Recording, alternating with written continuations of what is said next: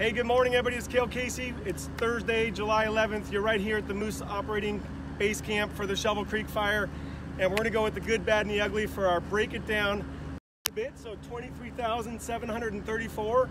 And for those of you who were at the community meeting the other night, you're now seeing the map fill in as the fire moves off the ridges in the interior and takes out some of those big pockets of black spruce. So all the acreage that was gained in that number, that big jump, is all this interior. And we really need that to happen because we want the fire to slowly make its way down the Chatanika River. Okay, so we're just breaking down why did we get the big acreage gain? It's all interior. That was the loaded gun that was pointed at the McCloud and the Martin and Perfect Perch neighborhoods. When a natural wildfire gets in black spruce, and we just put video up on YouTube so you can see the fire effects of this black spruce burning, when it's a natural fire on the move, you do not want that moving towards your homes. That's what happened to us in Willow, Alaska in 2015 where I live. We had the sockeye fire, we had a sea of black spruce be pushed by winds, and it took out 54 homes in our neighborhood. Therefore, with the controlled firing operation deepening the edge like this and creating a nice big, look at how beautiful deep that buffer is. I was talking to Ops Chief Barry Schurenberger. He's very proud of how deep they've got the protection from McCloud right now and how it's pulling into the interior. So this is all that loaded gun that's burning off right now in the interior. We also put up some B-roll from fire camp this morning. So again, subscribe to our YouTube so you can see what it's like to be in fire camp here at the Moose Mountain Ski Area. People get their batteries cloned, they get breakfast, they've got their truck checks to do, they go to medical. So get in there, become a firefighter. We put you right in the first person here. And then we also put some footage up last night of the hotshot crews patrolling the dozer line. And of course, they're in there all night long. So the operations chiefs from the night division said that Warm Springs hotshots were felling some trees around the Martin neighborhood homes and the Ray's cabin area. They also were running 3 water tenders all throughout the night. So that answers your question. Are we still doing the sprinklers? Are we still doing the mop up? What do we do about flare-ups? And speaking of flare-ups, that was part of our good, bad, ugly. The ugly, we won't quite say the thunderstorms were ugly because they didn't start a new fire in our area that caused us concern. There might be a little something hidden out there, but we have GPS coordinates for every single fire. And I actually have a map in my pocket to prove my point. You think I'm kidding? I have GPS locations for every lightning strike last night. That's what our amazing GIS team of map specialists do. This is the lightning from July 10th. And you can see right there, the lightning strikes all around town. One hit the tree at Pearl Creek School. And so the outflow winds from that did create some flare-ups. There wasn't a whole lot of moisture over the fire area. To answer your question, well, do we get rain on the fire? Is that going to dampen the fire behavior to break it down? No. It did flare up the edges, but we have those night patrols. And those pumps and those tanks are full all night because we have these fantastic water tender drivers we've been telling you about for days that work all throughout the night. I'm going to bring in Jeb Kuntz. He's been operating the camera. He's one of our team safety officers working out of Klamath Falls, Oregon. He's the zone fire management officer. And Jeb's going to help us understand all the hazards that are out there. Come on the camera now. Good morning, right Cale. on. Hey, hello everybody out there. Glad to be here. Glad to be talking with you guys this morning. What can I tell you, Cale? So we always talk about the safety hazards out here. And when we have these outflow winds, we know that the black spruce trees are getting weaker and weaker. We showed some footage yesterday of them popping up. What's it like for a firefighter? Absolutely. So the big concern and a lot of what we've been covering in our safety briefings the last couple days is the fact that the soil layer here in Alaska is really shallow due to the permafrost. Tree roots can only go down so far and then they spread out. When you put fire through that tundra mat, through that layer above the permafrost, it weakens those roots, causes those trees to be more likely to tip over, and then when you get a thunder cell move in through here like this, those outflow winds pushing wind everywhere in excess of 20 miles an hour, those trees like to fall down. So what we've been telling the crews is when they start experiencing those breezes, evaluate where they're working at, check out their workspace, and if need be, pull back to spaces where there's no trees, where they don't have to worry about those trees falling on them. There is a history of tree strikes in this fuel type, and we don't want to see anybody get hurt out there. So we've been encouraging the supervisors, the line managers, the division soups to keep their people in safe spots, disengage when they need to, and then get right back in there and go back to work when it's safe to do so. And that's really that history that Jeb was talking about. For those of you who still lived in this area in 2011, we did have a tree strike up on the Hastings. It wasn't fatal, We have heard of those tree strikes, like in Montana a couple years ago. We had, within 3 weeks, 2 big trees fell down, one on a 19-year-old, one on a hot shot, and those were both fatalities, and of course those are heartbreakers. Yep. We know that the gravity, we call it the gravity, whether it's a big piece of iron, a dozer, or a water tender, or a tree, gravity kills. Yep. And so let's get into the lightning, because we do have this map that we know that lightning strikes hit all around here. What's our protocol for lightning? So lightning last night, lightning forecast again for today and tomorrow, so still a chance those storms could come through. So lightning protocols, when we start hearing that lightning, or that thunder in the sky, we start seeing some lightning come down, we need to pull back. A lot of times it's get into a vehicle, you want to get low, you want to get away from tall objects so that the lightning's most likely to hit something up high before it's going to hit you. If possible, retreat to vehicles. The vehicle provides some insulation. Should you happen to get a lightning strike hitting your vehicle, you're much safer there than you would be exposed. And again, the thing about those thunderstorms is lightning can strike from a thunder cell as far as 7 miles away from the center of that cell. So even though you're looking off in the distance, you might see that thunderstorm out there a ways, that may not necessarily mean you're completely in a safety zone.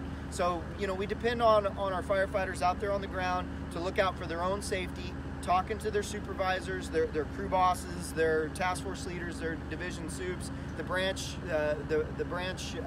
operations folks, to make sure that they're making the safety calls they need to, because they're the ones on the ground, they're experiencing it, they know what's happening out there in the environment, and so we put a lot of that safety on them to look out for themselves and take care of themselves out there. But we give them the info and then help them to encourage them to make the right call for safety. And we're on our radios. I know Yep. You got one behind you. I got one there. I bought one 7 years ago, so I have my very own that I could cherish, because this is our link to each Yep, other. If absolutely. I see something, I'm going to say something, whether I'm a medic or a helicopter specialist or a PIO or a hotshot. And a great thing to bring up is our visibility the last several days has been impeded by all the smoke, not just from our fire, but from fires in Alaska in general. A concern last night with the briefing was we can't see the thunder cells because of the smoke. It's socked in. You can look straight up. If something's right over you, might see it. So the IMET, our weather man, was working extra hard to try and track those storms on the radar, give crews in the field a heads up if he saw one coming this way. That conversation was able to be had. The crews in the field were able to make adjustments to watch out for this lightning cell that moved through and put out all those strikes in the Fairbanks area, not so much on our fire. And for those of you who might be watching here local, we received a lot of rain for a short amount of time down at Pearl ICP. That was probably felt around town. Like Cale said earlier, that really missed the fire. These fuels out here are still susceptible to fire spread, and that's why the operations folks are still staying engaged, why the safety team's still here, keeping an eye out for folks on the line, because there is still a lot of work left to be done on this fire. A lot of fire in the landscape. I know that they're working on this pooch. We broke down what that word means. This fire has found that available pocket that was left from 2009, and they brought the dozers in, they brought the crews in, so that's one of those quieter areas of the fire. But one of our watch out situations is when you work on one of the quieter areas of the fire, that sometimes can be a factor in a fatality type situation. Absolutely. And so our main focus is here, of course, because that's holding and that's making sure that all the homeowners who got home, you're going to see flare-ups. So those of you who went home, we're glad you got home yesterday. That was great that worked out for the timing, but you will see flare-ups. All I had to do was walk down the line a little bit, and of course, that tundra is going to hold the heat. And the question might be, why don't you just put out the whole tundra right now? Well, there's a limiting factor there of how much you can do. As you can see, each one of these little squares, if that shows up on your screen there at home, it's about that big. That's a mile on the map. So look at how many miles of fire line we have to cover. The crews are actively engaging with mop-up at the distance into the fire they need to be in order to maintain that perimeter control to keep that fire from spreading. We don't want to send people in any further than we have to for safety reasons. We don't want to expose them to that hazard. We want to mitigate that risk of how long we have them in those areas that have the black spruce, that are fire weakened, where they might be hit by a tree. We want to keep them out of the steep terrain as much as possible, but we have to secure this fire line. You can't mop up 23,000 acres of fire. So you mop up the areas that you need to, that will keep that fire from getting out. And then you continue patrols for those flare-ups that Cale keeps mentioning in case something comes across your fire line. We have people on the ready to catch those spot fires. Those are the fires that start outside of our containment line. And you know, we're ready to catch those should the wind come up, should we get a flare up from that black spruce and it puts something across our line. We immediately send resources to that, keep it as small as possible. Yeah, and catch we did them small. Absolutely catch them small. And we were talking to some of the division supervisors, and just to give a shout out and break this down, some of your division supervisors on this fire right now have homes right here. That's a good point. They are as invested as they can possibly be in making sure this goes well. And I was talking to Jameson yesterday, and he was mentioning it, you know, just season-ending event is what we always talk about. When you have this many acres and this big of a perimeter, we're going to get the depth we need to take the bite out, and we're taking the bite out as it burns right now. But the smoldering, the flare-ups, those things will last for until we get... Yeah, you know, they're forecasting these thunderstorms. They're forecasting precipitation in the next several days of weather. We're hopeful some of that's going to hit our fire. No control over that, right? Right. The IMET does its best to predict that stuff, but there's no control over that. So it's a total roll of the dice. But that's really what's going to put the fire out, is that season-ending event. We do our best to make an edge that will limit that fire from leaving the footprint that we want it to be in. But yeah, these smokes will continue interior-wise for the weeks to come until a major rainstorm comes in and sort of just squishes it out for good for the season. Copy that. And then while we have Jeb, before he jumps back to the camera to make sure we're still doing well here, I was talking to Operations Chief Barry Schoenberger this morning to address some questions about what we have happening up here and the Chatanika East River Corridor. You know, we have discontinued the primary use of this line that we had out here. So again, folks, the fire line went from the Dozer line north of Perfect Perch along the Murphy Creek Trail. We didn't have to use McCloud at all, but we do want to get this to tie into the river. Of course, Hastings is our backup because there's not that much distance and rivers are really hard to hold. But Barry was saying that the crews get a little bit extended out here. They did. So again, transparency-wise, I know that's a big part of this campaign. We've been having a little problem with our logistics due to the massive amounts of smoke we've been dealing with, and our aircraft haven't been able to support our folks in the field as well as we can. The team and the logistics section are working double hard to figure out an alternative way along the river to get the resources needed for the folks out here. That plan is going into place today, from what I understand, trying to stay in my safety lane, but also trying to share some operational knowledge that I gleaned from briefings this morning. So what we should see happening is the crews at H31 along the Chatanika East Spike getting the resources they need today to continue this fire line along, keeping this in check, and they're working on that plan for what they're going to do to even all this up and keep everything south of that river. The Chatanika Spike to the west also facing some of those same logistical hurdles, but they're working on plans to get stuff in on boats from the east and the west to keep these crews supported, keep these structures safe. Watch out for those private investments that are out there. Keep this fire on the south side of this Chatanika River as best they can. Yep, and I think what Jeb and I are both getting to is that when you run an airboat and you start traveling up this river, there's many more miles than the blocks because of all the oxbows and how this river moves. So there's a lot of fuel being consumed out there, and conservation is really important. They have the fuel to run all the pumps and do all the mop-up, but there is some challenge getting some barrels out there that know that they're on that.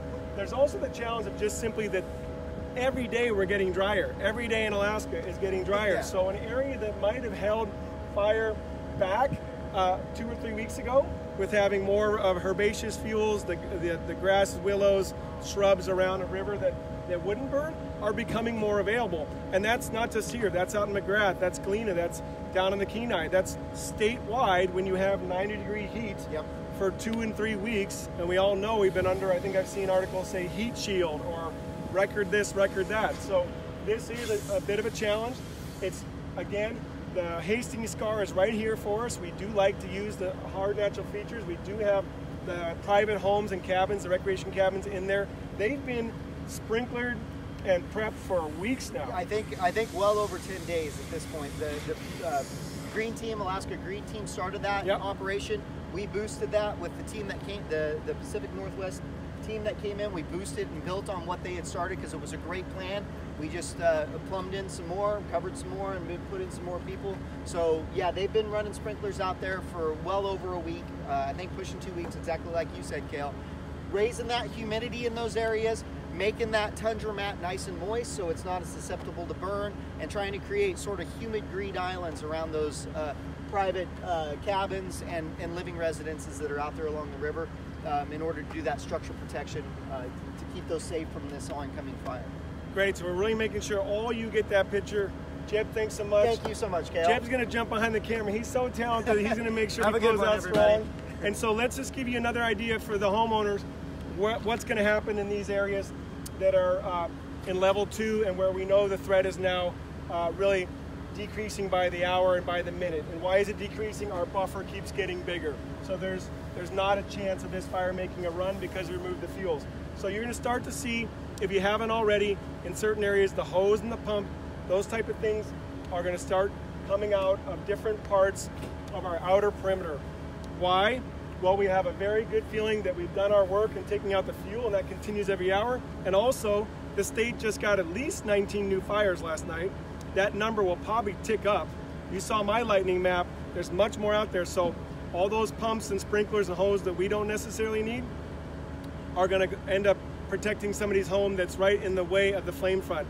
So we want you to remember to give us a shout, ask questions, post those online. Jeb's going to get ready to shut us down here for today, and we'll go ahead and be back with you tomorrow. Now the team does transition, so our last day as Pacific Northwest Team 2 will be right after the weekend, Sunday, Monday, and then we'll be traveling home Tuesday. A new incident management team will come in. Again, that 14-day assignment that we talked about applies to teams, individuals, hotshot crews, and so when we get to the end of that, we'll start winding down our information stream. But you have us full throttle for a few more days. We're going to be posting the transparency campaign. Will continue. I'm going to show you some pumps and some different things from the fire line, and we'll keep this live feed for about 3 more days. So please join us again tomorrow. And again, thanks so much for all the support and the signs around town. It makes a huge difference to the fire crews.